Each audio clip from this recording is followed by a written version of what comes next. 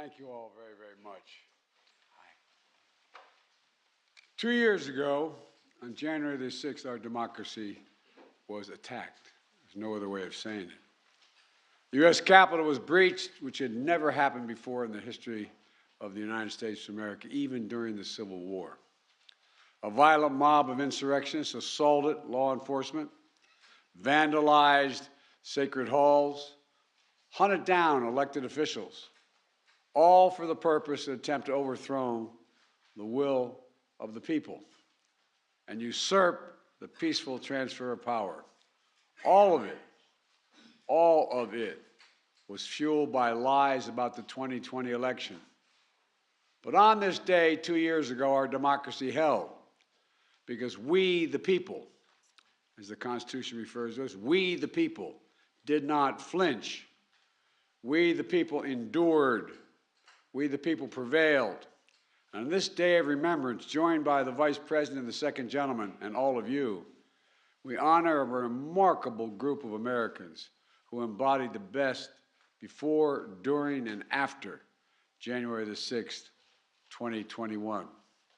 For the first time in my presidency, I'm bestowing the Presidential Citizens Medal, one of our nation's highest civilian honors. It recognizes, quote, citizens of the United States of America who have performed exemplary deeds of service for their country or their fellow citizens, end of quote. In a few moments, the full citation of their exemplary deeds will be read by a military aide. But this is who these people, these extraordinary Americans are. Heroic law enforcement officers. As Congressman Benny Thompson said, a man of immense character and honor himself eloquently said about these officers, he said, quote, "You held the line that day, and what was on the line was our democracy, and history will remember your names." And history will remember your names. They'll remember your courage. They'll remember your bravery. They'll remember your extraordinary commitments to your fellow Americans. It's not hyperbole. That's a fact. That's a fact. And folks, history also going to remember your instincts to respond, to do something, as you did. And as we all watched, this is the irony of it all America watched it on television and saw it repeated and repeated. In the past months, we've heard you testify to the nation about what happened that day, what you were thinking of at the time it was happening, what you're thinking now, the threats, the violence, the savageness of what happened, the trauma, all real.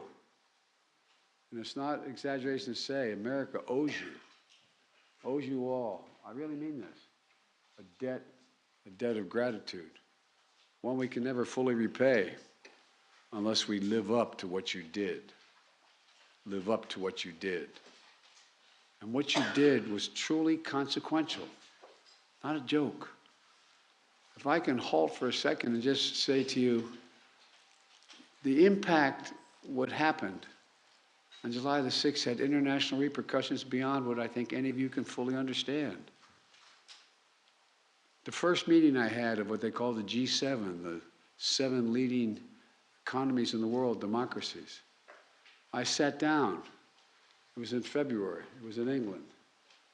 And I sat next to the President of France, across from the Chancellor from Germany, etc. And I said, America's back. You know what the response was? Not a joke. For how long? For how long? And I just sat there and looked, and I believe it was the Prime Minister of Italy who said, but I can't remember for certain which of the 6 said it. And what would you think, Mr. President, if tomorrow you woke up and you have a headline in the press saying that in the British Parliament, a mob had come down the hall, broken down the doors of the House of Commons. Police officers were killed or died. The place was vandalized in order to overthrow the election of a Speaker of the House, a Prime Minister's election. Think about it. Think about it. What would we think if we heard that news today? Any other leading democracy in the world went through this. So folks, these people and the people representing those who couldn't be here because they gave their lives for this is incredibly consequential. And that's not political talk, that's historical fact. Officer Daniel Hodges, Metropolitan Police Department, Virginia National Guardsman, 8 years on the beat. His first time inside the Capitol was on January the 6th. Sprayed with poison, pinned and crushed, eye almost gouged out, but he didn't break. After it was over, he was asked what he'd been fighting for. This is a local guy, an ordinary American, and he gave a simple, straightforward answer. What were you fighting for? His spontaneous answer was democracy. That's what he knew he was fighting for. He wasn't a scholar. He wasn't a historian. He was a red-blooded American. He was fighting for democracy. Former Metropolitan Police Officer Michael Fanone, become friends. I've come to know him more. 20 years in the job, a veterans narcotics investigator. At a moment of crisis, he was asked to do undercover work elsewhere, but he answered the crisis call of our nation at the Capitol. And you answered, Michael, you always did. He was beaten, not pushed around, beaten, and he was tased. Called a traitor as the mob shouted, if you remember, kill him with his own gun, kill him with his own gun. But he defended our democracy with absolute courage. And ever since, he's spoken out forcefully to make sure people are held accountable because he knows it could happen again. There's no guarantees except us, all of you. Private First Class Harry Dunn from the United States Capitol Police, 14 years on the force. On that day, he was outside Speaker Pelosi's office. He stood guard protecting fellow officers who were already injured. He was fighting back insurrectionists across the Capitol while being called the vilest, racist names. His own congressman, a true constitutional scholar, Jamie Raskin, who couldn't be here today as he recovers from cancer treatments, but he called and wanted me to say the following, and I wrote it down. Officer Harry Dunn acted with remarkable courage and valor to defend both our institutions and our people. Went on to say, generations to come will think of him and these officers and thank them for their service. End of quote. Officer Carol Edwards, 5 years on the force, U.S. Capitol Police, on the front lines of the mob's first surge. And she stood there. She said, and I hope I'm correctly quoting you, she said, it looked like a movie. It looked like a movie. Sometimes in crisis, things look surreal. It looked like a movie. Knocked unconscious with traumatic brain injury. She got back up to help hold the line. The granddaughter of two proud military veterans, she says it was her job to, quote, protect America's symbol of democracy, end of quote. That building. Sergeant Aquino, Aquilino. Thank you, pal. I'm glad you know your name.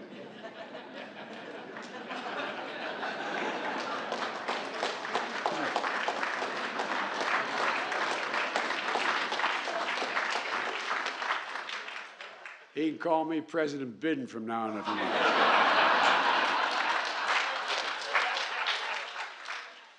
A proud immigrant from the Dominican Republic, 16 years in the force. Like my son, an Iraqi war veteran with the United States military, the United States Army. who described January 6th as something from a medieval battle, trying to keep insurrectionists from entering the tunnel entrance on the lower West Terrace as he got punched, blinded with a laser, speared with an American flagpole with the American flag on it, the flag he swore to defend. He stood tall in the breach with a deep and abiding love demonstrated for his country. Officer Eugene Goodman, an Army veteran who put himself at risk as a rifle squad leader, conducting combat patrols to identify explosives in Baghdad. He came home. He came home to guard the U.S. Capitol for the last 15 years. On January 6th, he risked his own safety to distract a charging group of insurrectionists. He said his duty is to serve and protect. And he said that day, he was just doing part of it, he was protecting. And he did, he protected. To all of you, I know this honor is bittersweet. On that day, more than 140 law enforcement officials suffered physical injuries, and untold numbers are suffering from psychological toll of that day as well. PSD doesn't only occur in a military battlefield. Others are gone forever. And I said earlier, if I can hold a minute here, I said earlier, you know, for those who lost someone on that day, they're proud as the devil that their kin are being honored. But boy, is it hard. I know how proud I am when my son Bo is honored on the anniversary of his death as a consequence of burn pits in Iraq. But it brings everything back like it happened that moment. So to all the families here, all the families who have lost someone, my heart aches for you, and I want to thank you for having the courage to be here today so the rest of America can know what your kin did, including Capitol Police Officer Brian Sicknick, who will be receiving this medal posthumously. A veteran of the New Jersey Air National Guard, 13 years in the Capitol Police Force as an officer. He lost his life after protecting the citadel of democracy. We're joined by his family today, whom my wife Jill and I met when we paid our respects at the Capitol Rotunda 2 years ago. I know you're proud of the honor being bestowed on Brian, but I also know this difficult moment, because it brings back everything as if it happened this very day. But thank you for being here. And thank you for letting us remember Brian. Thank you. Capitol Police Officer Howard Liebengood is receiving this medal posthumously. Howard's dad was a good friend of mine. I served with his dad. His dad was Sergeant at Arms in the United States Senate, Chief of Staff for Republican senators. We were genuinely friends. Officer Liebengood patrolled the grounds outside the Senate office building on January 6th. He worked nearly nonstop in the days that followed, and he lost his life after protecting the democratic institutions he learned to revere growing up. His family, his widow Serena, they're here today. Serena has honored Howard's memory by advocating for, quote, positive change on mental health issues for his fellow law enforcement officers and other reforms. Help them cope with the crises they encounter. Metropolitan Police Officer, Department Officer Jeffrey Smith will be receiving this medal posthumously as well. He was part of the first line of officers who entered when the Capitol was breached, assaulted many times, the last time with a metal pipe. After his death, his widow Erin, along with many others, worked tirelessly to pass in the Congress the Public Safety Officer Support Act, which I signed into law last summer. The law recognizes death by silent injury like Officer Smith's and Officer Leavengood, so future families of public safety officers who die in the wake of traumatic circumstances will get the benefits they deserve. It's long overdue. Today is a ceremony to honor heroes of January 6th. We also recognize the late U.S. Capitol Police Officer Billy Evans. His family's with us today. 3 months after January 6th, while they're still cordoning off the Capitol because threats by these sick insurrectionists continued to be profligated on the internet. Again, all America saw what happened. What Officer Evans was killed defending the checkpoint he'd had to go through to get up to the Capitol because of these god-awful sick threats that continue to move forward. And the whole world saw it. It's just hard to believe. It's hard to believe it could happen here in America. When I was a 29-year-old kid, got elected to the Senate, came down here to be sworn in after I was 30. The idea that if you told me that I could hear my own voice, I would be amazed.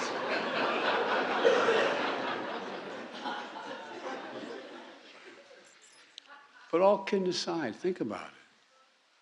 Think about this. Jill and I also met the family at the Rotunda to pay our respects, and I was honored to sign into law a bill awarding the Congressional Medal, Gold Medal, to those who protect the Capitol on January 6th and to honor Officers Sicknick, Evans, Leavengood, Smith for their sacrifices. These officers are the best among us. And we're also honored to be joined by many other members of the various law enforcement agencies here today. And who were here on that January 6th. We thank all of them as well. I want to thank you all for your service, your strength, your courage, and it's a corny thing to say, but your patriotism. Joining these law enforcement officers honorees are 5 other public servants: Ruby Freeman and her daughter, Shay Moss. Where are you guys? Sitting up there, you're right in the middle.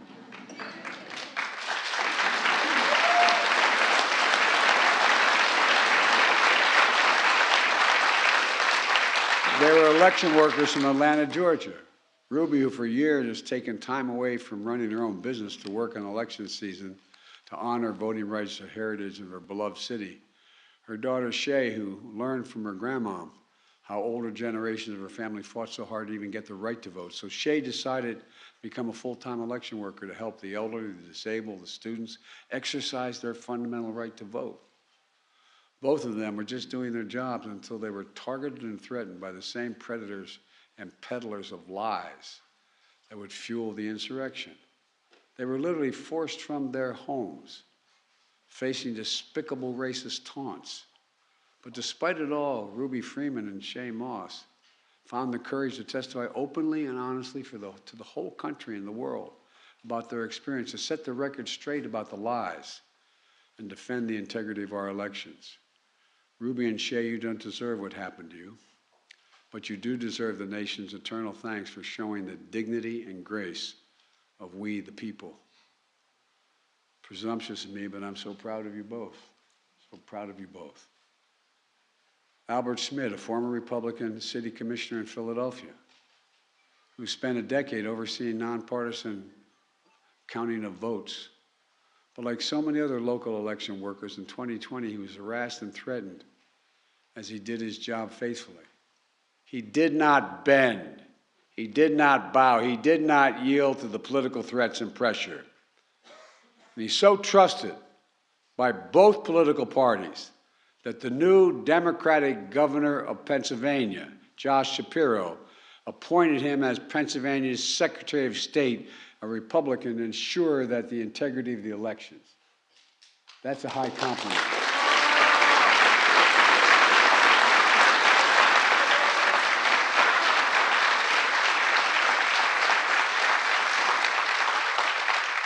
His character and his commitment speak volumes of we, the people.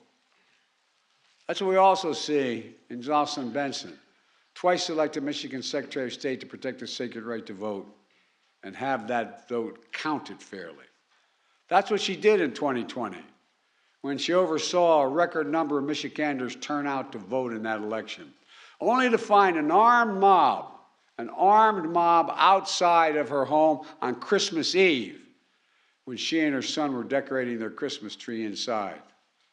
But she refused to back down. She'd done her duty. She'd kept her oath. Full of integrity, she is a true leader in our nation. And thank you, thank you, thank you for what you've done. I mean it.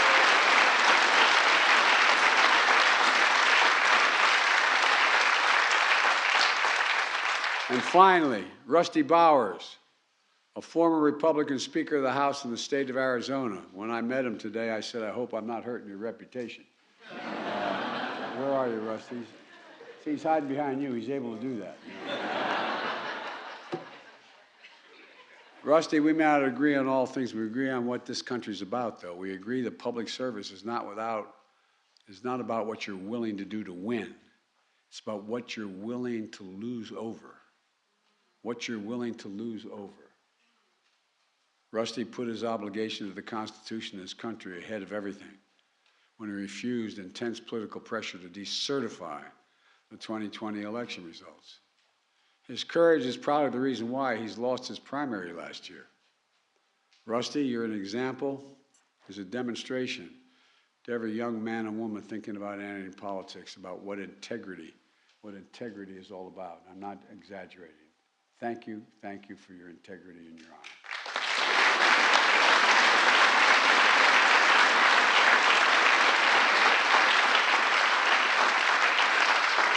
So folks, my fellow Americans, I want you to give one round of applause again for today's recipients of the Presidential Citizens Medal, patriots who have performed exemplary deeds in the service of this great nation. And let me close with this. 82 years ago on this very day in 1941, President Franklin Roosevelt delivered a State of the Union address that became known as his famous Four Freedoms speech, as he defined America's place in the world. He reminded the American people of, quote, the strength from the things which have been done to make its people conscious of their individual stake in the preservation of democratic life in America. Things that have toughened the fiber of our people, renewed their faith, and strengthened the devotions of the institutions we make ready to protect. End of quote. 80 years ago, after that speech on this day, 2 years ago, we were reminded about the most fundamental of things, democracy itself. As I've said before, we face an inflection point in our nation's history. On January 6th is a reminder that there's nothing guaranteed about our democracy.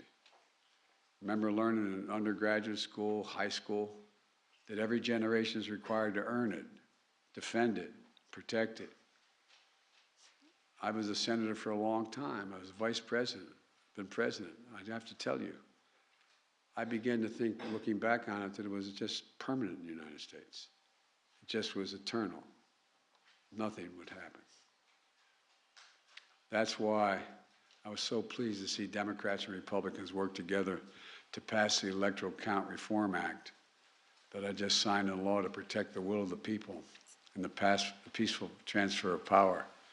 And defending and protecting our democracy also means that despite our differences of opinion, we must say clearly, with a united voice, that there's no place, none, zero place in America for voter intimidation, zero, never, and political violence. They're completely contrary to the notion of democracy. You know, America is a land of laws and not chaos, a nation of peace and not violence. We're not a land of kings and dictators, autocrats and extremists. As we see in today's honorees, we're a nation of we the people that toughen our fiber, renew our faith, and strengthen our cause. Just remember who in God's name we are. We're the United States of America. Not a joke. We're the United States of America. And there's nothing. There is nothing. There has never been a single thing we've set our mind to that we've been failed to accomplish. There's nothing beyond our capacity if we act together. Remember who in God's name we are. So God bless you all, and may God protect our troops, and may God protect those who stand watch over our democracy. I now have the opportunity and the great honor to award the medals to these incredible individuals and their representatives. Lieutenant Commander Shields, would you come and please read the citations?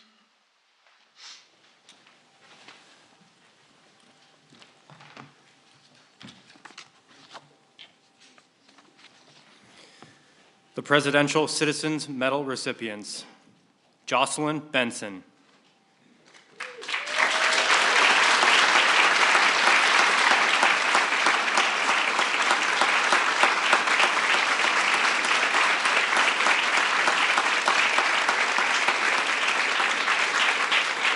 Jocelyn Benson was elected twice by the people of Michigan as their Secretary of State, where she continues her steadfast commitment to protect the right to vote and the integrity of our elections in the state of Michigan.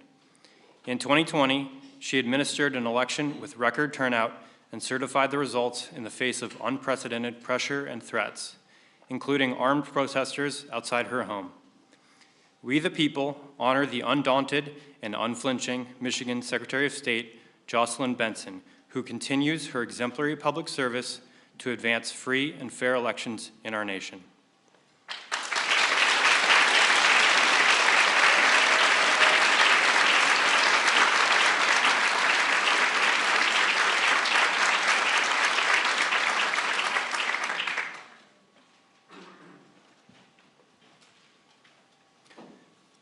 Russell Bowers.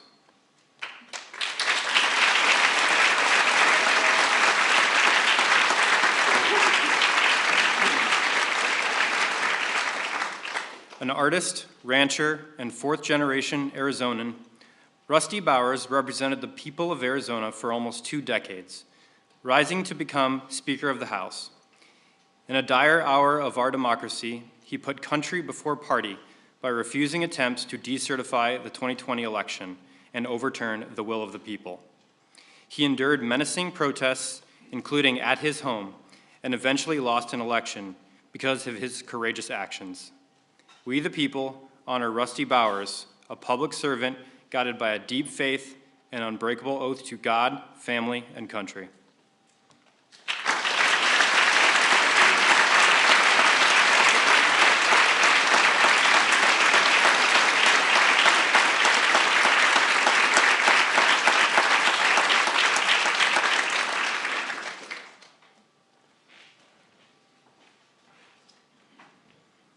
Harry Dunn.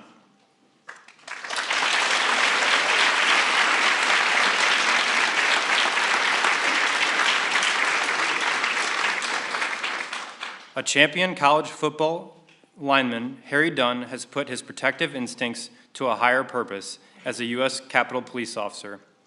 On January 6, 2021, he rushed to protect injured fellow officers fighting back insurrectionists. His powerful testimony describing violence and stinging racism laid bare the day's facts for history, and his advocacy on behalf of officers battling lasting trauma is helping to ease the stigma around mental health in our nation. For defending the citadel of our democracy and for seeking truth and healing, we the people honor U.S. Capitol Police Private First Class Harry A. Dunn.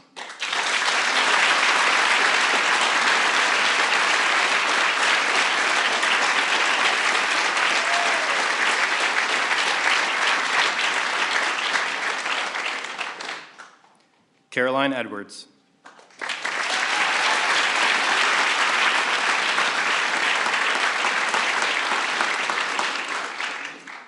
The granddaughter of proud military veterans, Caroline Edwards left a corporate career to follow in their footsteps, serving our nation. On January 6, 2021, she helped stop advancing insurrectionists even after being knocked unconscious in the mob's first brutal surge. She has also fought for colleagues as a police union board member and peer counselor, and her congressional testimony will help ensure their valor is never forgotten. For her courageous defense of our democracy and service to fellow officers, we the people honor U.S. Capitol Police Officer Caroline Edwards.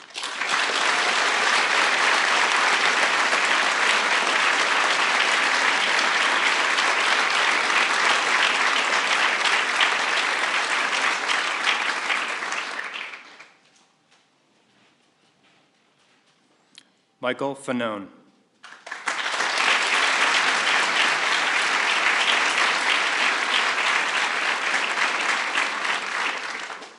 The grandson of a police officer, Michael Fanone was born to protect and serve.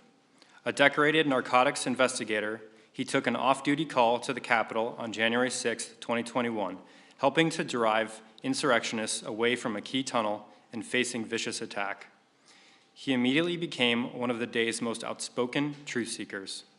For his absolute courage in protecting the Capitol and our democracy, and his tenacious search for accountability, we the people honor former Metropolitan Police Department officer Michael Fanone.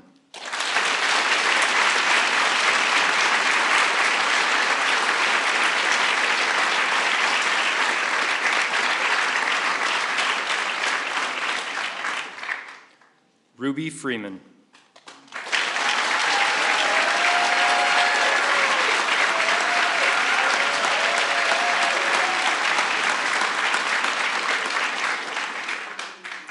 Inspired by the voting rights legacy of her beloved Atlanta, Lady Ruby Freeman viewed her civic duty as a Fulton County election worker as a sacred mission to ensure the people of Georgia could exercise their fundamental right to vote freely and fairly.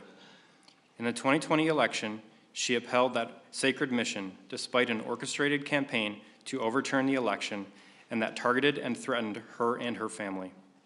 To the nation, she bore witness of the trauma and tragedy of that experience, and today, we the people honor Lady Ruby Freeman as part of our nation's voting rights history.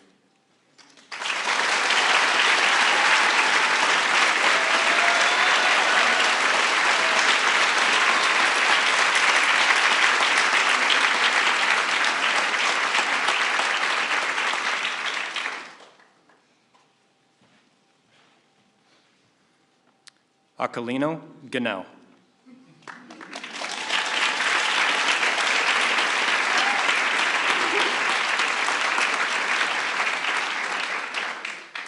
As a child, Aquilino Ganell immigrated to America from the Dominican Republic.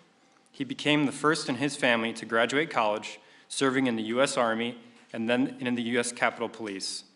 On January 6, 2021, he courageously stood firm at the doors of the Capitol as insurrectionists stormed the entrance, sustaining serious injuries as he protected members of Congress and defended our democracy.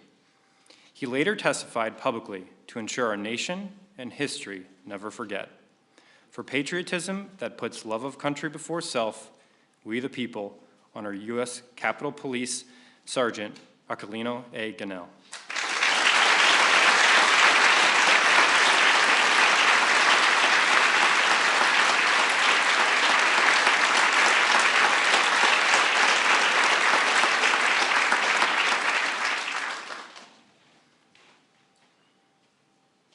Eugene Goodman.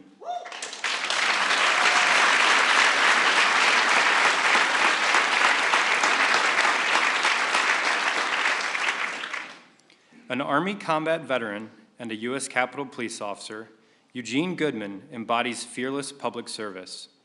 In the breach on January 6, 2021, he made himself a target to divert insurrectionists away from the Senate chamber, enabling the former vice president, lawmakers, and staff to escape safely. In the face of a clear and present danger, he did his duty and he did not flinch. For his valor and for ensuring the constitutional order, we the people honor U.S. Capitol Police Officer Eugene Goodman.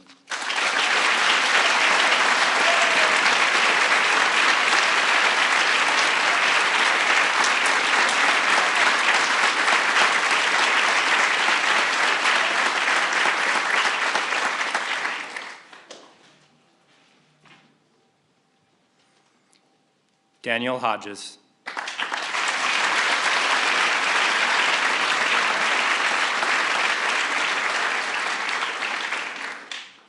A Virginia National Guardsman and Metropolitan Police Department officer, Daniel Hodges has dedicated his life to serving his community and our nation. On January 6, 2021, he fought to push surging insurrectionists away from a key tunnel into the Capitol, returning to the line even after being brutally crushed and beaten. His courageous testimony will help ensure that we never forget or let such an attack happen again. For his heroism and unwavering commitment to the truth, we the people honor Metropolitan Police Department Officer Daniel Hodges.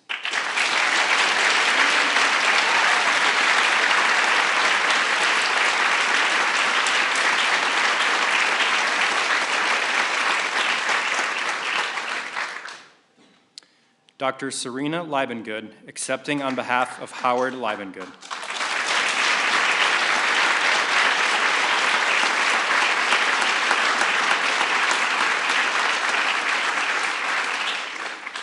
The proud son of a U.S. Senate Sergeant-at-Arms, Howard Liebengood left a career as a champion race car driver to follow in his late father's footsteps, protecting the democratic institutions they both revered. He died after battling insurrectionists at the Capitol and staying on to restore security in the crucial days after January 6th. His painful loss helped change the law to better honor the unimaginable sacrifice that too many officers and their families face. For his deep dedication and selfless service, we the people honor U.S. Capitol Police Officer Howard C. Liebengood.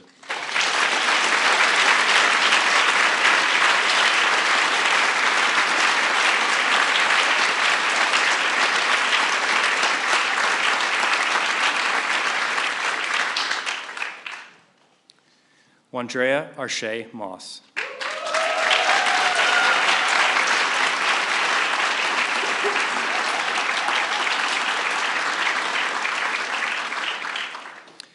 Inspired by the stories her mother told her about the movement for voting rights in America, Shay Moss pursued a career as an election worker in Fulton County, Georgia. Because of her dedicated service, she faced death threats, harassment, and intimidation by those seeking to overturn the outcome of the 2020 election. She would later testify to the nation about her pain and resolve. Today, we the people honor Shay Moss for helping to ensure the American people have a voice in the destiny of our nation.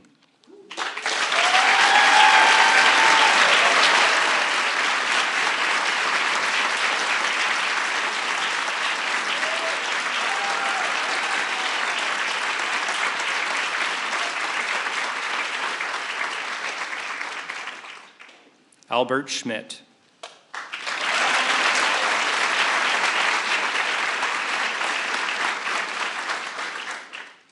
A former federal civil servant and the city commissioner of Philadelphia, Albert Schmidt has spent his career on the unsung yet necessary task of making democracy work for the people.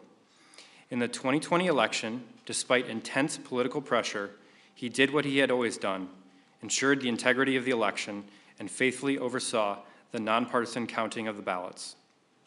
We the people honor Albert Schmidt for his clarity of purpose to protect every American's sacred right to vote and to have that vote counted.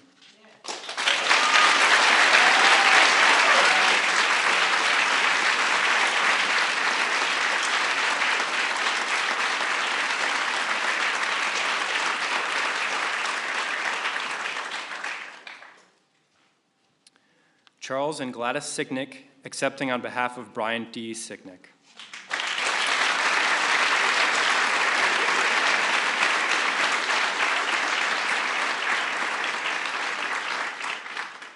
A New Jersey Air National Guardsman who served 2 tours overseas, Brian Sicknick was a U.S. Capitol Police officer devoted to serving our nation. For over a decade, he guarded the Capitol, including on January 6, 2021. He lost his life protecting our elected representatives, upholding the will of the American people, and defending our Constitution. His heroism, courage, and character set an example for generations of Americans to come and will never be forgotten.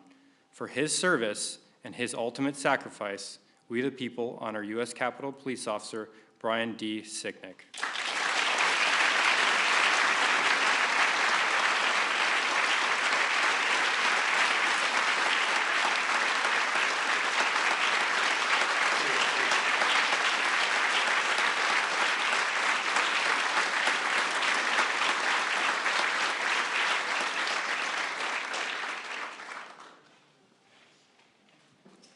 Aaron Smith, accepting on behalf of Jeffrey L. Smith.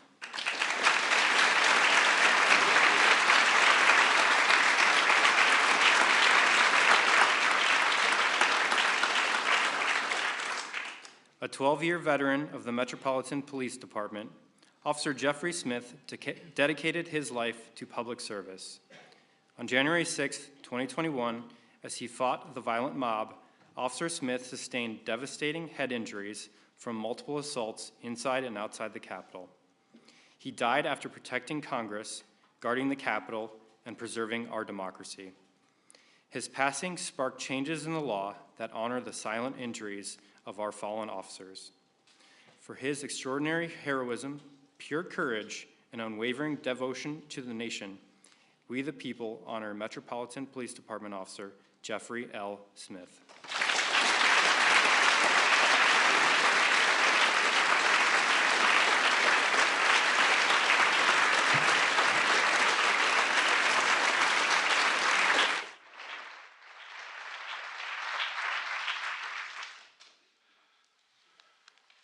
Well, as I said at the outset, this is warranted, in some senses overdue, but also incredibly difficult for the families, and particularly the families of those who lost a hero defending our democracy.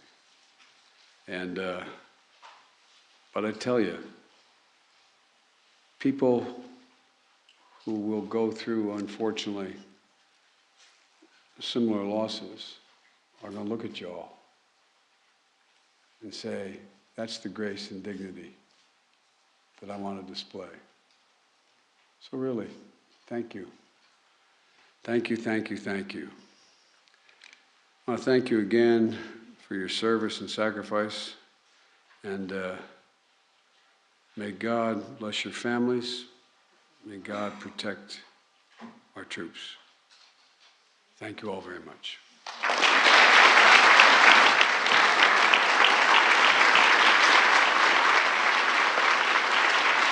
Please remain in your seats as the President, Vice President, Second Gentleman, and recipients depart. Thank you.